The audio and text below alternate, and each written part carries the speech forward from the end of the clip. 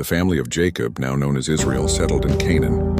Jacob, who had 12 sons by 4 different women, showed great favoritism toward Joseph, the first son born to his beloved wife, Rachel. Joseph further stoked the already intense jealousy of his 10 older half-brothers by recounting 2 prophetic dreams. In the first dream, the brothers' sheaves of grain bowed down to his sheaf. In the second, the sun, his father, the moon, his mother, and 11 stars, his brothers, bowed down to him. These visions of his future supremacy enraged his brothers, who already resented the family's clear partiality. One day, Jacob sent the 17-year-old Joseph to check on his brothers as they tended the flocks in the fields. Seeing Joseph approach, the brothers conspired to kill him.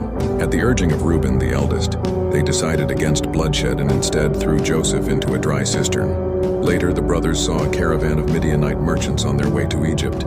Judah intervened, persuading his siblings that it would be more profitable to sell Joseph into slavery than to murder him. They sold Joseph for 20 pieces of silver.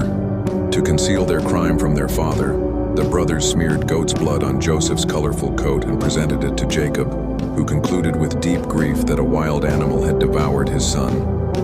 In Egypt, Joseph was sold to Potiphar, a high-ranking officer and captain of Pharaoh's guard.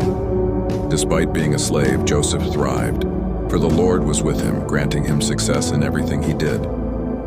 Potiphar soon recognized this divine favor and placed Joseph in charge of his entire household. However, Joseph's prosperity attracted the attention of Potiphar's wife, who repeatedly tried to seduce him.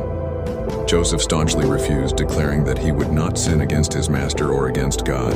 Angered by his rejection, she falsely accused Joseph of attempted assault.